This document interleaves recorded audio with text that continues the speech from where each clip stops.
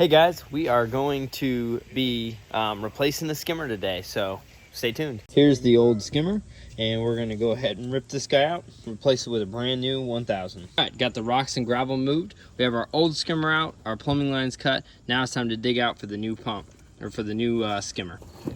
All right guys, we've gone ahead and removed all the rock and gravel out of the front of the liner. That way we can go ahead and pull this up and adjust it however we need to for our new skimmer. See, there's still some mud down there. We also have the skimmer out and our plumbing lines have been cut. This is to our pump and that is for our overflow. So we'll reconnect that up to the new skimmer. But right now we're gonna go ahead and get some of these roots trimmed away and then dig out this spot for the new skimmer to go in.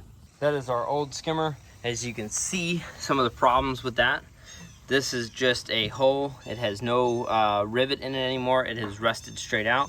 These are still here, but they're not in great shape, so that wasn't allowing that to seal anymore. And you can see this one here, down here by me, that's completely gone. The head is gone. That one's still in there. There's no rivet in these. Also, the shape of it is not too good anymore from all those roots pushing on it over the years. Very similar, just different shape, has a little more structure to it so that it doesn't collapse as much as those used to over there. And we're gonna get that guy installed.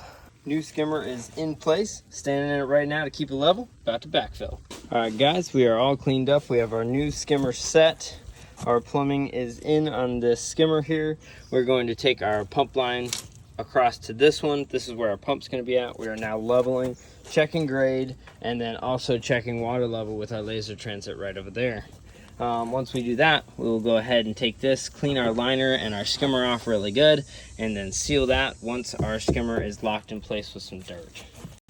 All right, all hooked up, redoing the rock work on the inside, and then we're hooking this baby up so we can get it running.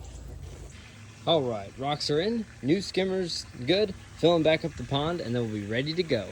All right guys, as you can see, all our rocks are redone, that edge is done. You can see that skimmer is now in place and all hooked up. We've backfilled, we're just gonna throw some mulch over top, put the lid back on, and get this thing started. All right, so it took us about half a day, maybe 3/4 of a day with our crew. If you're doing it yourself, you probably need to be looking at a full day or a day and a half to do a project like this on your own. You need to have shovels, you need to have the equipment to install it. We use a laser transit, that's best. You could try to eyeball it, but then you won't know for sure if your overflow is set correctly. But that's what it looks like for us to install it. We're gonna get this thing up and running. And thank you guys for watching. If you have any questions about swapping out a skimmer, let me know.